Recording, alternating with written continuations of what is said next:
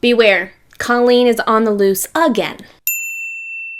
Today, we're talking about an oldie but a goodie. This is Hopeless by Colleen Hoover. Personally, this was the first Colleen Hoover book that I read way back when, sometimes in grade school, high school, something like that. Friends, I don't even know. I mean, they all blur together. No worries. No worries with this book because she does not feed my heart to a flock of chickens. That is always the concern. So to start off, we meet Skye, and it's obvious that Skye's life is less than conventional, okay? I actually really like the quirks of her life. Sometimes it feels like characters have a lot of forced quirks in romance novels or in any novel, really, and it feels like, oh, well, we just have these like really weird elements of quirkiness just to be quirky. But these, honestly, they just felt very natural to me. They felt very seamless to me, very well crafted and created. And so I really did like the quirks that Skye has. Her adopted mom, Karen, is like a total hippie,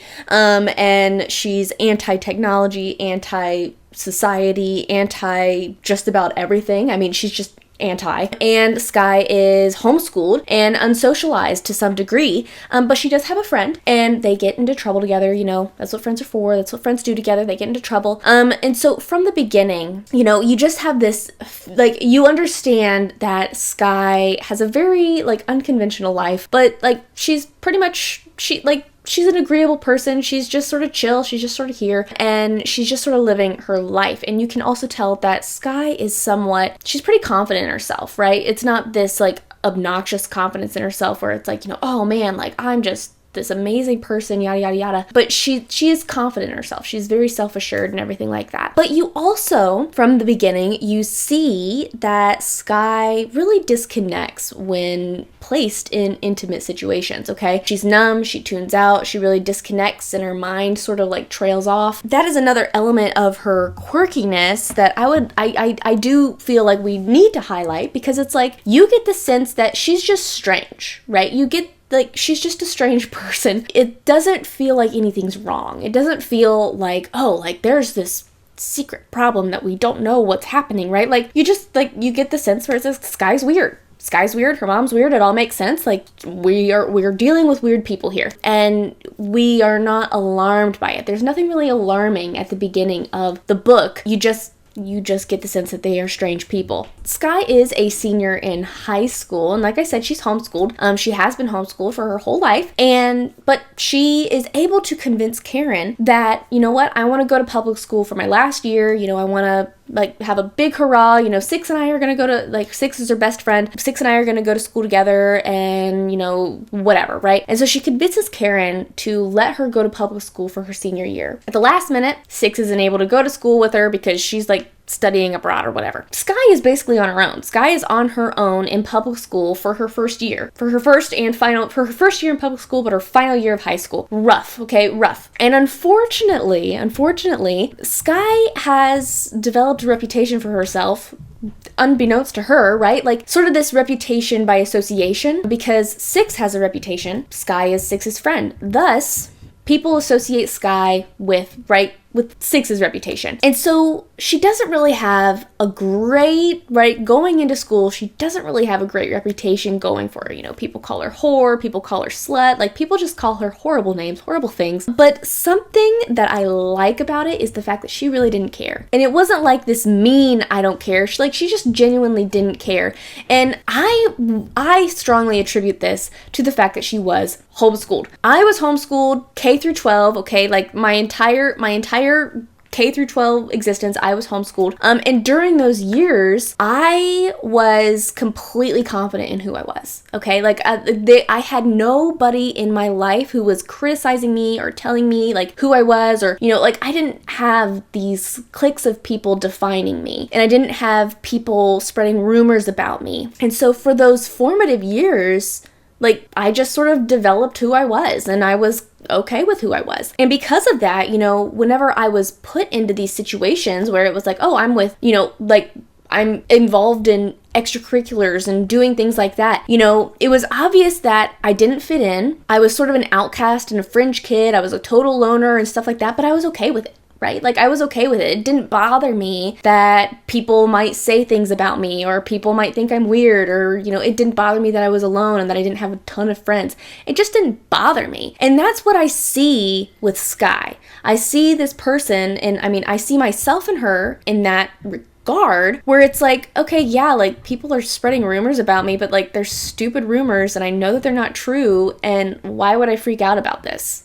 You sort of have this, like, you're numb to the fact that it's like, okay, like, big whoop, you think I'm a whore, like, I just won't hang out with you if you think that about me. And so we see this like sort of self-assurance with Sky that I really liked. The fact that it's like, you know, I'm not out here being mean to people, I'm not out here getting mad or, you know, being all hurt and everything like that. I'm just sort of like, okay, like, she just lets it roll off of her. You know, she makes a friend, his name's Brecken. I love Brecken. I actually like Brecken way more than I like Six. And they make this like new kid pact, and like, they're all like all sorts of things where it's just like, she is completely confident in who she is. She's completely okay with who she is. And I really like that. I really like that element about her. Now, Holder. Okay, we meet Holder. I like Holder. Okay, his name's Dean. Okay, Dean Holder. I like him. And in their first meetings, in their first, you know, interactions, you feel like, oh my word, he's like a total prickhole and a jerk. And throughout the first part of the book, Sky describes him as like, you're sort of moody and your moods change, and like, your moods change rapidly. And, you know, you sort of feel like this guy's got a problem, right? Like, this guy is bipolar, or he has some sort of personality issue, or, you know, right? Like, you feel like he has this problem. But Sky,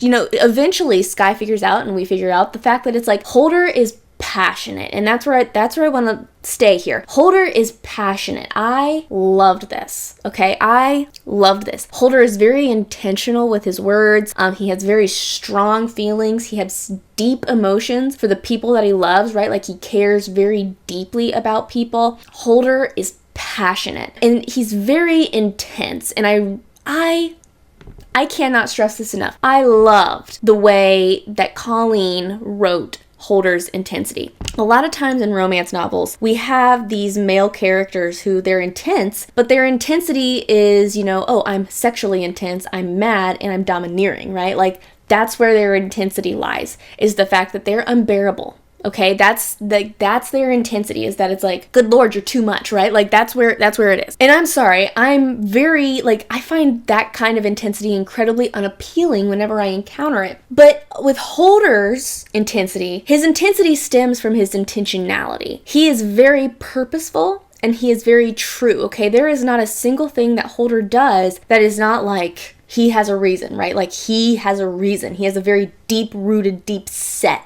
reason for why he's doing something. And so I loved Holder's intensity. I loved Holder's intensity. And everything about Holder's presence, about his, you know, existence and how he exists and everything, and his response to Sky makes sense when we figure out who Sky really is. Okay? And listen, Colleen has mastered the art of creating situations that you don't expect, okay? I mean, every single Colleen Hoover book that I read, it's like I go into him and it's like, oh yeah, like, this is what this book's gonna be about. Boom. No, it's not about that at all. That's not what the situation is at all. Everything you thought you knew is not the case. It's completely different than what you thought. And with this, I mean, her situations are twisted, they're complicated, and they're layered. I mean, they're layered backstories that just, like, when you realize what they are, they sort of impale you, right? Like, oh my gosh, that's what's happening, right? I mean, I have never been stunned by a book quite like a Colleen Hoover book, okay? And that's what we see here with this book. I mean, we have Sky's past. We have Holder's connection to Sky's past. We have Holder's twin sister's connection to Sky's past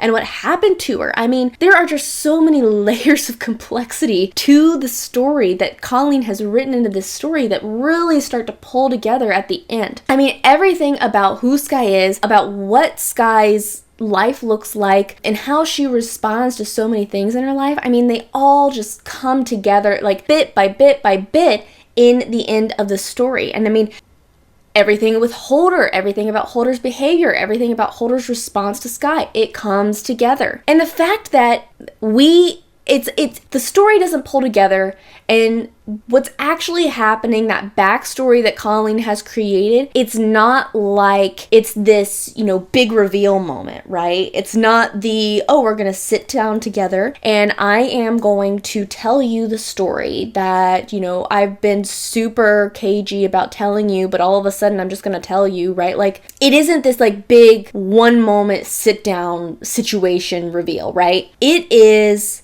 bits and pieces of Sky's life being uncovered. Okay, like it's crumbling, it's pulling together, it's reorganizing, and it's clarifying bit by bit by bit by bit, right? I mean, we start with, Holder saying like, oh, first, Sky figures out like, oh wait, like she remembers something, and then Holder tells her how he knows her, and then it's like we jump from scene to scene to scene, and more pieces are like, this is the most beautifully written reveal I think I've ever read, because it's just so intricately designed. It's not this gaudy, cheesy, like rock landing in the middle of the room. It's just like these very subtle realizations and memories and discoveries. And I mean, it's just beautiful. I mean, reveals are oftentimes so awkward and so abrupt. And these 10 paragraph, like a character sits down and has 10 paragraphs worth of things to say that, it's like, oh, I'm going to tell you the whole story. Can I be honest? I mean, I have never encountered somebody that had 10 paragraphs worth of valuable things to say. And that's not how this story went down. That's not how this story reveals itself. And the more I read, the more like, it's like, right? Like, oh my word, right? Like it just uncovers itself so beautifully and so subtly and so like, it was just beautiful. It was beautiful. The reveal was gorgeous. I mean, we had chapters and chapters and chapters worth of reveal. I loved that. And I also really liked Sky's response to it. It starts off again where she figures out who she is and who Holder is, and she feels betrayed by Holder. Obviously, right? Like he knows who she is and he hasn't told her, right? And then she feels betrayed by Karen.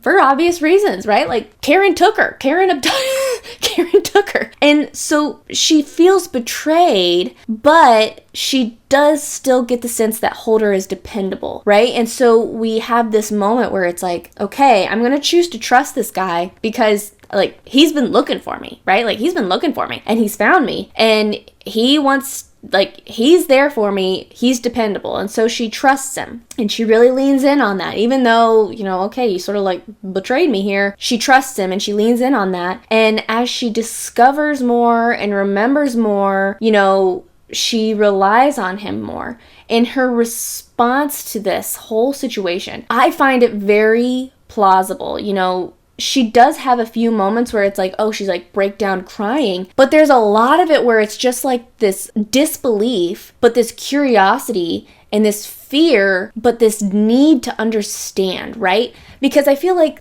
sometimes it feels like that whole idea of like an emotional breakdown is really hard to communicate in a story. It's really hard to communicate that mental and emotional breakdown where it's like, oh, I just start crying. It's like, I don't know how you feel, right? Like, I can't feel how you're feeling because you're just crying. Like, crying doesn't tell me how you're feeling. But with this, it's like you just understand and you're right there with Sky the whole time. I mean, you're with Sky the whole time because it's like you're heartbroken that these things have happened to Sky, but you're also like, I need to know more. And Sky's like, yeah, I need to know more, right? Like, I need to dig in. I need to know more. I need to understand. I need to remember more. And so her response is precisely what my response is, right? When I discover what she's discovering, I'm thinking, I need to know more. And Sky's like, yes, let's go learn more. And so we go and we learn more. And then you're like, I sort of feel like I need to cry here. And she's like, yes, I'm going to cry now. So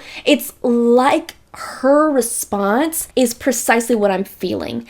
And I loved that. Like, I loved the fact that it feels like these responses have been thought through, right? This response and this reaction to what Sky is learning has been thought through. It's not just, oh, I'm gonna, like, this is hard, so I'm gonna cry. Like, no, these are very intentional responses. And she's not running away. I mean, Sky is obviously a hot mess. I mean, I was a hot mess reading this. So Sky is obviously a hot mess, but she needs to push in. She leans in. She keeps leaning in. And I mean, this is beautiful. This is beautiful, okay? And that's sort of where I want to leave you here, is the fact that it's like, this story is heartbreaking, right? Like, what you discover happened to Sky, it is heartbreaking. It is debilitating. The fact that it's like, oh, this is what happened to you. I mean, it's horrible. It's horrible. And you learn that, and you know, this has been written in such a way where it's like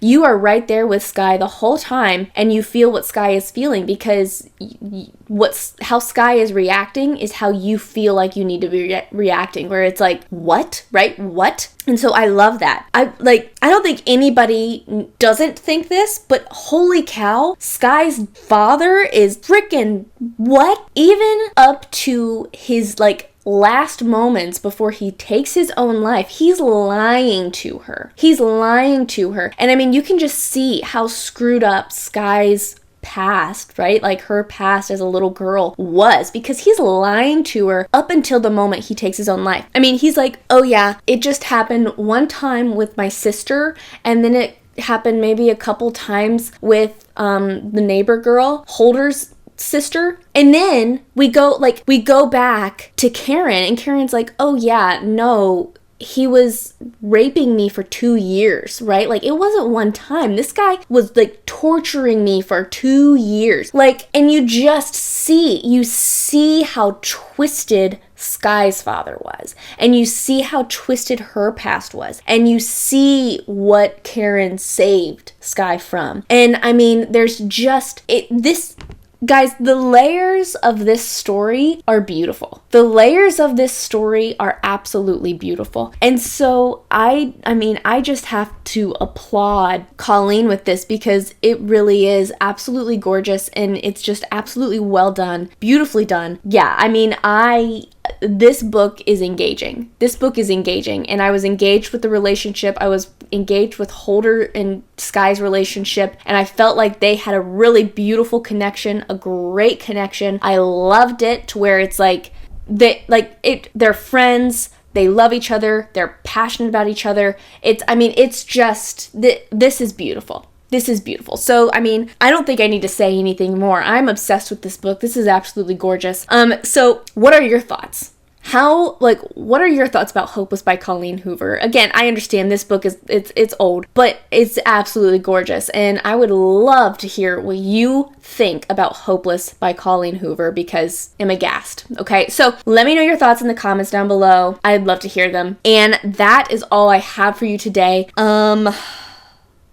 Yeah, I'm gonna go recover from this book now. So yes, thank you for hanging out with me, and I will see you in my next video. Bye-bye.